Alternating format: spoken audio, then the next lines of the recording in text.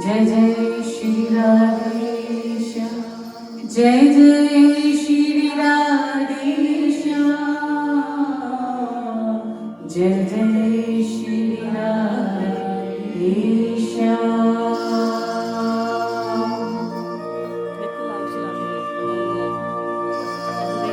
मेरे हृदय कमल सिंहासन पर विराजमान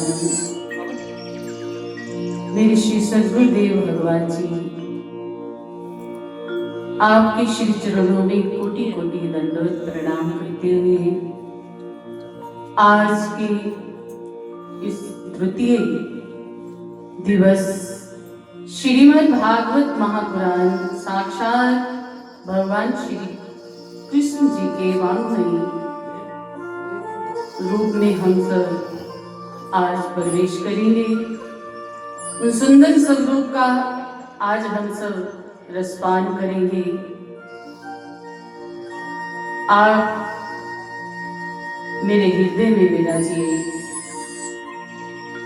हे प्रभु, आप अपनी कृपा से हम सब जीवों को ये शक्ति दीजिए कि इस पावन पुण्य परमहंस सरिता श्रीमद् भागवत महापुराण का हम पान कर सके। आप श्री गुरु महाराज जी के इस पवित्र प्रांगण में उपस्थित हैं, आप सबका दिल से स्वागत। सबको राधे राधे, जय सच्चिदानंद। आज की इस कथा के मुख्य जजमान जिन्होंने आज पूजन करवाया, माननीय डॉक्टर विनोद धीर जी और डॉक्टर नीलम धीर जी, जिन्होंने आज मुख्य जजमान बन करके आज का ये पूजन करवाया और भगवान के पावन चरणों में उपस्थित हुए हैं। प्रभु के चरणों में हम प्रार्थना करते हैं कि आप सदा स्वस्थ रहें, प्रभु आप पर अपनी कृपा दृष्टि सदा बनाए रखें और आप इसी तरह भक्ति के साथ अपने मन को प्रभु रंग में रंगते हुए अपने जीवन को जिए। प्रभु आप पर अपनी कृपा सदा बनाए रखे। कल आप सबने श्रवण किया, गुरु की कृपा कटाक्ष हम सब के जीवन का बदलाव कैसे करती है, कि गुरु जीवन का आधार है और अगर गुरुदेव जीवन में नहीं है तो हमारा जीवन नीरस है। इसीलिए गुरुदेव के चरणों में बैठ करके जब हम ऐसे पावन पुनीत महापुराण का हम जब श्रवण करते हैं तो गुरु की कृपा 4 गुना हम पर बरसती है। और इसीलिए कहा है, तीर्थ गए एक फल, संत मिले फल 4, सद्गुरु मिले अनेक फल, कहत कबीर विचार। कि अगर आप तीर्थ पे जाओगे तो एक फल मिलेगा और कोई संत मिले तो फल 4 मिलेंगे। और कहते हैं कि जब पूर्ण सद्गुरु मिल जाते हैं तो अनेक फल मिलते हैं। ये सद्गुरुदेव भगवान की कृपा का ही फल है जो आप सबको प्राप्त हुआ है। आप इस पावन ग्रंथ श्रीमद् भागवत महापुराण की कथा श्री गुरु महाराज जी के पावन चरणों में बैठ करके श्रवण कर रहे हैं, इसका पान कर रहे हैं। कल हमने ज्ञान, वैराग्य और भक्ति की चर्चा भी सुनी कि किस तरह से ज्ञान वैराग्य की जो अवस्था थी वो जर्जर थी और किस तरह से यौवन अवस्था को प्राप्त किया श्रीमद् भागवत महापुराण को सुन करके। और आज हम कथा श्रवण करेंगे गौकर्ण और धंधकारी की, कि किस तरह से गौकर्ण ने अपने पिता को मुक्ति दिलाई।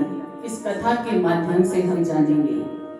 अत्र ते कीर्तन श्याम इतिहासं पुरातनम, यस्य श्रवण मात्रेण पाप हानि प्रजायते। सूर्य कहते हैं, हे ऋषियों, ये कथा बहुत पुरातन है, जीव के पापों का हरण करने वाली है। तुंगभद्रा नदी के किनारे एक गांव बसा है, उत्तम नगर। उस गांव में एक ब्राह्मण रहते हैं जिनका नाम है आत्मदेव।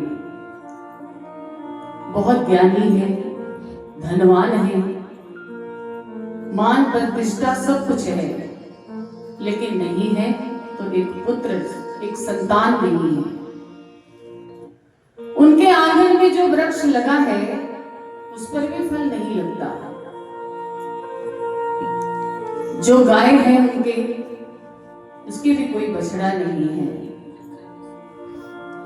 लोगों के ताने सुन सुन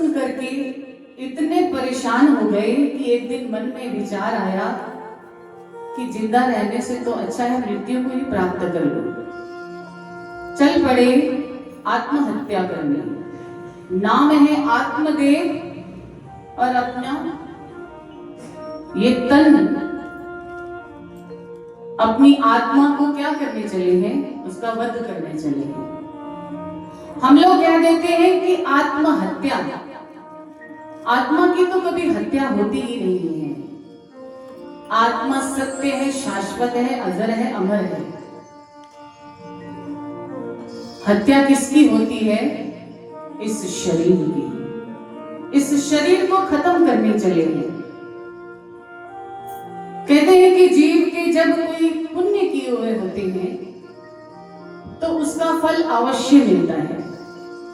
जब वह अपने प्राण देने के लिए जा रहे थे तो सामने से उन्हें एक संत मिल गए। उन संतों ने देखा कि ये ब्राह्मण हैं, लेकिन इनके मस्तक पर चिंता की रेखा है। टोक दिया, हे ब्राह्मण देवता, किस चिंता से ग्रसित हैं? जब आत्मदेव ने सुना कि ब्राह्मण देव मेरी चिंता को समझ गए हैं, ये जानते हैं संत की मुझे किसी बात की चिंता है, तो उन्होंने निवेदन कर दिया, हे साधु महाराज, मेरे पास सब कुछ है, धन है, दौलत है, मान है, प्रतिष्ठा है, सब कुछ है, लेकिन मुझे एक ही बात की चिंता है कि मेरे कोई संतान नहीं है, मेरा कोई वंश चलाने वाला नहीं है। इसलिए मैं अपने प्राणों का अंत करने जा रहा हूं। साधु महाराज कहने लगे, आप ब्राह्मण हैं, ज्ञानी हैं, लेकिन कहते हैं कि अपने शरीर की हत्या तब तक नहीं करनी चाहिए जब तक ईश्वर का बुलावा ना आ जाए। ये बहुत बड़ा पाप है। लेकिन ब्राह्मण क्या कहते हैं साधु महाराज जी से कि मैं जिक्र करूं क्या? कोई भी तो खुशी मुझे नहीं मिल रही, धन से क्या करूं? पुत्र जो खुशी दे सकता है वो कोई और वस्तु नहीं दे सकती। संतों ने समझाया कि ये कोई जरूरी है कि आपके पुत्र होगा तो आपको खुशी मिल जाएगी? बोले हाँ, मुझे पुत्र के होने से ही खुशी मिलेगी। जब आप इतना पूछ ही रहे हैं संत महाराज, तो आप मुझ पर कृपा कर देंगे, मुझे पुत्र होने का वरदान देंगे। तो कहते हैं संत ने दिव्य दृष्टि से देखा कि इनके इस जन्म तो क्या 7 जन्म तक कोई संतान है ही नहीं। जब बता दिया कि आपके 7 जन्म तक संतान नहीं हो सकती, तो ब्राह्मण देवता और रोने लगे कि अब तो मुझे जीने का कोई मतलब ही नहीं है। सोच रहा था चलो इस जन्म में ना सही अगले जन्म में मिल जाएगी, इसलिए प्राणों का अंत करने चला था। लेकिन आप कहते हैं कि 7 जन्म तक मुझे संतान की प्राप्ति हो ही नहीं सकती, तो क्या है जो मैं जिससे जी सकूं? मेरे जीवन का तो कोई उद्देश्य ही नहीं है। और बढ़ गए नदी की तरफ अपना अंत करने के लिए। साधु महाराज जी ने रोक दिया, नहीं ब्राह्मण देवता, आप ऐसा नहीं कर सकते। साधु महाराज के चरणों में गिर गए आत्मदेव जी और बार बार प्रार्थना कर रहे हैं, आप ही कोई उपाय सुझाइए, नहीं तो आपके समक्ष ही मैं अपने प्राणों का अंत कर दूंगा। साधु महाराज जी ने सोचा ये मानने वाला तो है नहीं। उन्होंने अपने झोले से एक फल निकाला और उसे दे दिया। कहा जाओ अपनी पत्नी को खिला देना, आपके पुत्र हो जाएगा। आत्मदेव जी उस फल को लेकर के खुशी खुशी एक संत का प्रसाद समझ करके घर ले आए। आते ही अपनी पत्नी से कह दिया लो भाग्यवान, आप इस फल को ग्रहण कर लो। संत ने आशीर्वाद दिया, हमारे पुत्र होगा। और कहते हैं कि आत्मदेव की पत्नी जो थी उसका नाम था धुंधली। अब जिसका नाम ही धुंधली है तो उसके विचार कैसे उज्जवल हो सकते हैं? विचारों में मलिनता है कि अगर मुझे संतान होगी तो मुझे प्रसव पीड़ा का दुख उठाना पड़ेगा। ये सोच करके उसने फल नहीं खाया, रख दिया। कुछ दिन बाद उसकी सहेली आई। उसने पूछा, बहन बड़ी चिंता में हो, क्या बात है? बोले, क्या बताऊं, मेरे पति ने एक फल मुझे दिया है जो उन्हें एक साधु महाराज जी ने दिया था। वो कहते हैं कि इस फल को ग्रहण कर लो, हमारे पुत्र होगा। लेकिन मैं नहीं चाहती उस फल को खाऊं। उसका विश्वास जो नहीं है। कई बार कर्म इंसान के ऐसे होते हैं कि ब्राह्मण परिवार में जन्म लेकर के, एक साधु सेवी परिवार में जन्म लेकर के भी उस जीव को भक्ति का ज्ञान नहीं होता, उसके अंदर प्रभु के प्रति भावना प्रकट नहीं होती। ऐसा ही धुंधली के अंदर था। उसकी बहन कहती है, जो सहेली थी, वो कहती है, चिंता क्यों करती है? मेरे बहुत सारी संतानें हैं और अब भी मुझे 1 महीने का गर्भ है। तू ऐसा कर, अपने पति से कह दे कि मैंने फल खा लिया और मैं गर्भवती हूं। जब मेरे पुत्र हो जाएगा तो मैं तुझे दे दूंगी, और तेरे पास धन की कमी नहीं, तो मुझे धन दे देना। उसने कहा, ये बात तो बहुत अच्छी है, मुझे कोई कष्ट भी नहीं होगा और पुत्र भी मिल जाएगा। उसने क्या किया, उससे कमिटमेंट कर लिया कि ठीक है, जो आप कहती हैं वही होगा।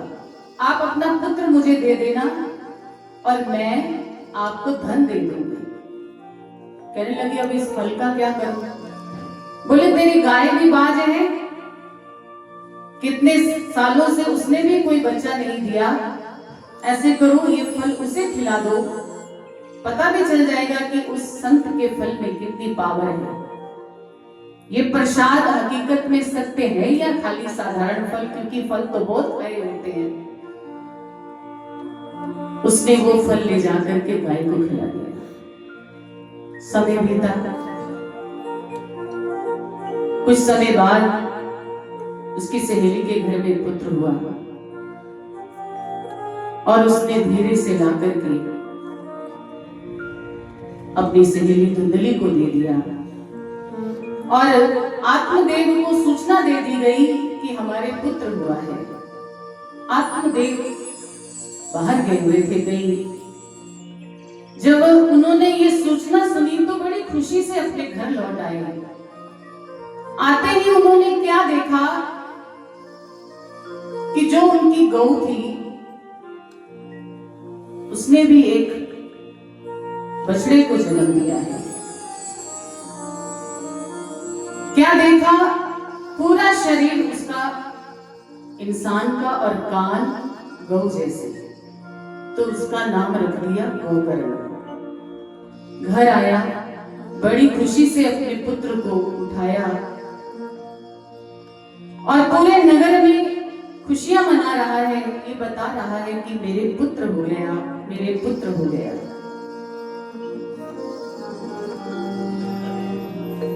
बहुत खुश है आत्मदेव, क्योंकि वो कुछ नहीं जानता था कि हुआ क्या है। अब पत्नी ने सोचा कि इन्होंने गौ के बछड़े का नाम तो रख दिया गोकर्ण, लेकिन मेरे पुत्र का नाम अभी तक नहीं रखा। कहने लगी, आपने अपने पुत्र का नाम नहीं रखा? बोले, अभी रख देते हैं। पत्रा खोला, क्योंकि ब्राह्मण तो थे ही। उस उसमें से देख रहे हैं कि किस अक्षर पर नाम रखा जाएगा। तो धुंधली एकदम चिल्ला उठी, आपने अपने गऊ के बछड़े का नाम रख दिया तो मैं अपने पुत्र का नाम स्वयं नहीं रखूंगी, इसलिए आज से मेरे पुत्र का नाम है धुंधकारी। अब धुंधली थी, वैसा ही तो नाम रखेगी ना जैसा उसका अपना था। अब धुंधकारी धीरे धीरे बड़ा होने लगा, खेलने कूदने लगा, लेकिन उसके जो विचार थे वो कुछ ठीक नहीं थे। जहां भी बच्चों के साथ खेलता, झगड़ा करता, उन्हें बुरा भला कह देता, रोज बुलाने उनके घर पे आने लग गए। लेकिन कहते हैं कि आत्मदेव कुछ कहते उससे पहले ही धुंधली बोल उठी, कोई बात नहीं, बच्चा ही तो है, बड़ा होकर के सब सही हो जाएगा। जब पिता कुछ पुत्र को कहे तो माता को कभी टोकना नहीं चाहिए, क्योंकि माता गुरु बन करके बच्चे के अंदर संस्कार भरती है तो पिता भी पुत्र का पालन पोषण करता है। दोनों का फर्ज बनता है कि दोनों अपनी संतान को संस्कार दें। लेकिन जब जब भी आत्मदेव जी धुंधकारी को टोकते, उससे पहले धुंधली बोल उठती और उसका पक्ष लेती। धीरे धीरे और बड़ा हो गया। उधर गोकर्ण भी बड़ा ज्ञानी, ज्ञानवान, वो भी बड़ा हो गया। अब धुंधकारी जो था वो गोकर्ण को पसंद नहीं करता था, हमेशा उन्हें ताने मारता, उसे नीचा दिखाता कि तू गौ का पुत्र है। इसी तरह करते करते दोनों युवा हो गए। एक दिन धुंधकारी ने अपने पिता से कहा कि जितना भी धन है मुझे दे दो। पिता ने रोका तो पिता को मारने के लिए दौड़ा। जब ऐसा पिता ने देखा तो उन्हें संतों के वचन याद आ गए कि संत कहते थे कि पुत्र पा लेने से क्या तुम सुखी हो जाओगे, लेकिन मैंने जिद की थी कि मुझे पुत्र चाहिए। संतों के वचनों में बहुत राज होता है। अगर कोई संत समझा रहा होता है कि ये वस्तु, ये चीज तुम्हारे लिए ठीक नहीं है, तो जीव का फर्ज बनता है कि उसे मान लेना। जब नहीं मानता तो फिर पछताता है। जब चिड़िया चुग गई खेत, फिर पछताए हो तो क्या, जब चिड़िया चुग गई खेत, बाद में पछताने से कुछ नहीं मिलता। ऐसा ही आज आत्मदेव जी पछता रहे हैं कि मैं संतों की बात मान लेता। जिस पुत्र से वंश चलाने की बात कर रहा था, वह पुत्र तो वैश्यागामी हो गया है, वैश्याओं के साथ रहता है, सारा सारा दिन मदिरा पान करता है, रात्रि को घर आकर के धन के लिए पिता को मारता है। दुखी होकर के बैठे हैं तो कहते हैं कि गोकर्ण जी आए, उन्होंने अपने पिता को ज्ञान दिया। धर्मं भजस्व सततम तजह लोक धर्मान सेवस्व साधु पुरुषान जहि काम तरिष्णाम अन्यस्य दोष गुण चिंतन माशु मुक्त्वा सेवा कथा रस महो नितराम पिबत्वम। कि हे पिता, जीव को बांधने के लिए दो रस्सियां होती हैं, एक ममता और एक अहंता। ममता जो संतान से पैदा हुई और संतान से आगे जो अहंता है वो हमारे सगे संबंधियों से भी। ये क्या करती है, दोनों बेड़ियां बना देती है, ना तो इंसान को जीने देती है और ना ही मरने देती है। इसलिए हे पिता, आप जाइए, साधु सेवा कीजिए, संतों का संग कीजिए, और अपने जीवन को मुक्त कर लीजिए।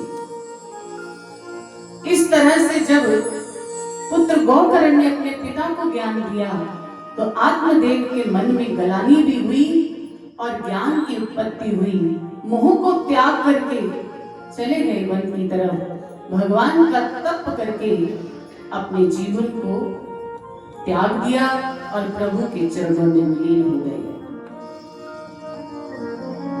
उधर अब जब पिता नहीं, कोई टोकने वाला रहा नहीं, तो धुंधकारी का उपद्रव और बढ़ गया। अब अपने घर को ही वैश्या का अड्डा बना लिया, वैश्याओं को लेकर के आया। अपनी माता से कहता है कि इनकी सेवा करो। एक दिन तो हद ही हो गई, मां की गर्दन पर चाकू रख दिया और कह दिया, जो पिता ने धन गाड़ा है वो मुझे बता दो कहां गाड़ा है, नहीं तो आपके भी प्राणों का अंत कर दूंगा। मां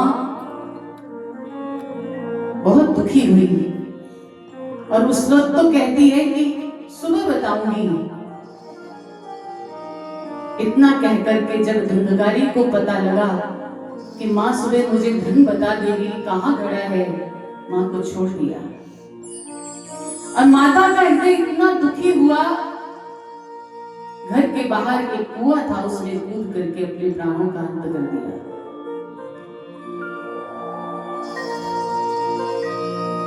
अब धुंधकारी दिन रात मदिरा पीता, वैश्याओं के साथ रहता, धन था नहीं, चोरी कर करके लाता और उन वैश्याओं को देता।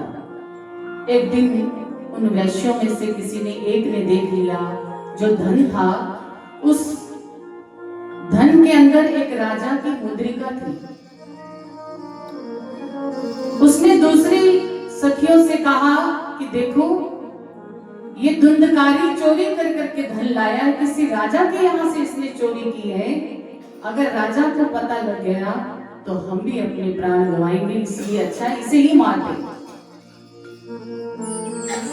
धुंधकारी को उन्होंने बहुत मदिरा का पान कराया, रात्रि को उसके हाथ पांव बांध करके उसकी हत्या कर दी और अपने घर के उसी घर के पिछवाड़े में उसे गाड़ दिया। गोकर्ण जा चुके थे पिता के जाने के बाद।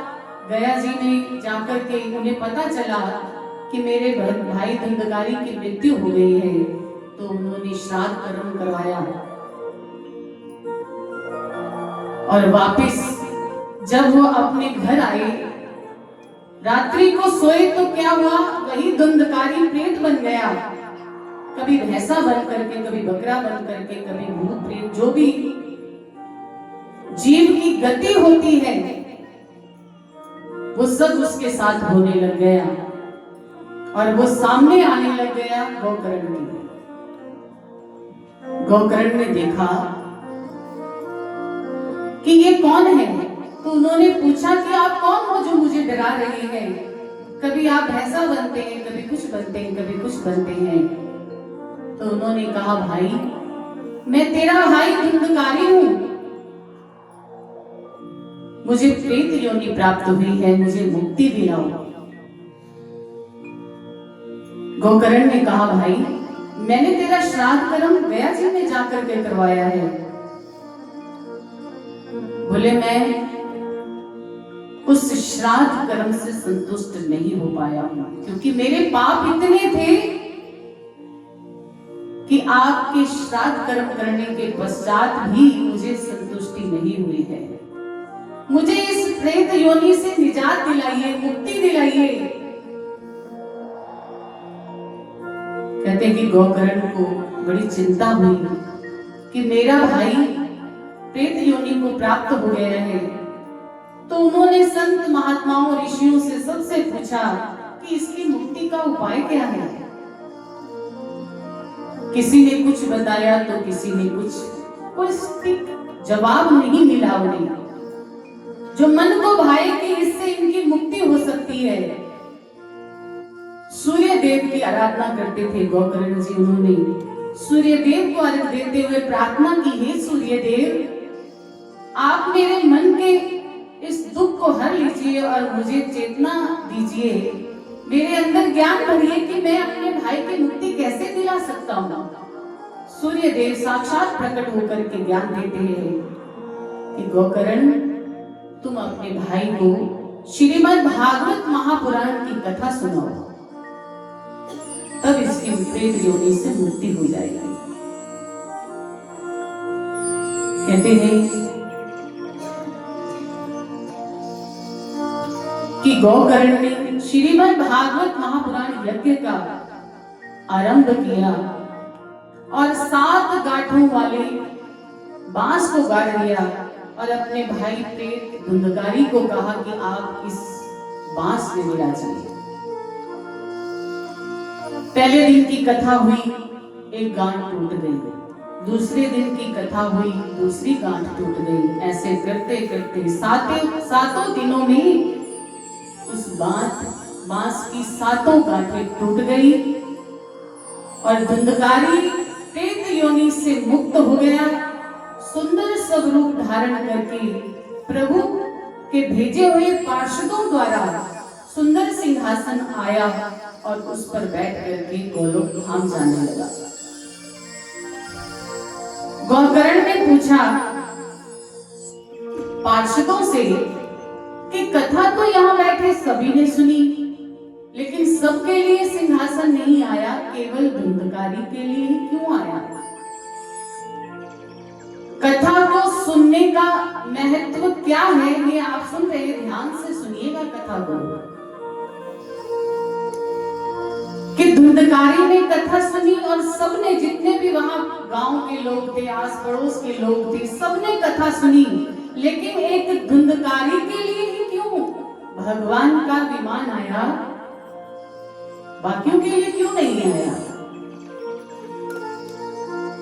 तब ज्ञान देने के लिए भगवान के पार्षद कहते हैं कि आपने कथा कैसे सुनी कि जो एक मनचित होकर के कथा को श्रवण करता है, जिसे ये पता है कि इस पावन पुनीत कथा को सुनने से मेरे मन के सारे विकार दूर हो जाएंगे, मेरे जन्म जन्म के पाप नष्ट हो जाएंगे, इस भाव से बैठ करके कि मुझे जन्म मरण से मुक्ति मिल जाएगी और मेरे गुरुदेव की कृपा सदा मुझे प्राप्त होगी, ये भाव लेकर के जो कथा सुनता है उसे ही उस कथा का फल मिलता है। धुंधकारी प्रेत था, वो चाहता था कि मैं मुक्त हो जाऊं, इसलिए उसने मन चित्त एकाग्र होकर के कथा को ही श्रवण किया, उसके मन में कोई और विचार नहीं आया। बाकी के सबके मन में कोई ना कोई विचार चलता ही रहता है हमेशा कि मेरा ये काम भी रह गया, वो भी तो करना था, कुछ भी मन है कहीं भी चला जाता है। इसीलिए कहा गया है कि मन को अपनी भक्ति के साथ बांध दो और इस मन को प्रभु रंग में ऐसा रंग दो जैसे होली में पकड़ करके किसी व्यक्ति को रंगा जाता है, उसकी शक्ल बदल जाती है, ऐसे इसकी प्रवृत्ति बदल जाए, ये मन सदा प्रभु के प्रेम में लगा रहे। ऐसा इसको जब कथा में बैठो तो बांध करके बैठो।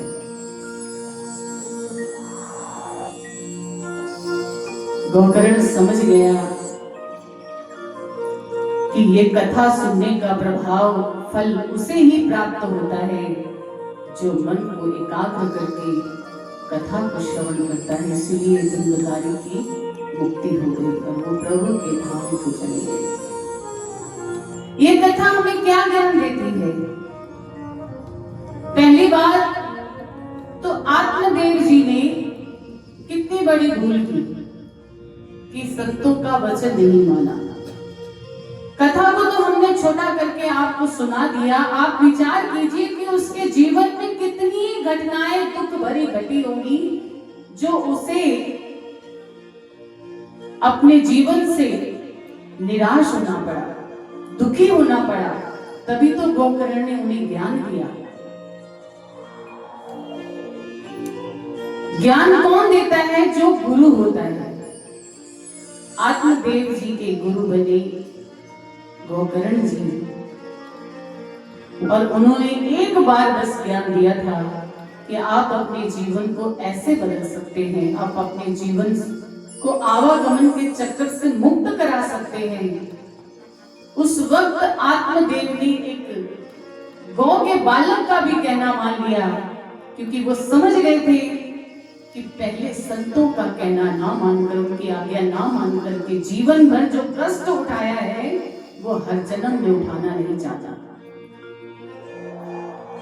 इस कथा से हमें बहुत बड़ा ज्ञान मिला। ये कथा अथाह समुद्र है, इसमें जितना हम डूबते जाएंगे ज्ञान हमें प्राप्त होता चला जाएगा। और ये हमारे जन्म मरण के पापों को, आवागमन के चक्रों को छुड़ाने के लिए ये पावन परमहंस सरिता हमारे लिए यहाँ प्रकट हुई है। आज सबसे हम बार बार विनती करते हैं कि आप जितनी देर भी बैठे, आपका मन, आपका चित्त प्रभु के चरणों में जुड़ा रहे।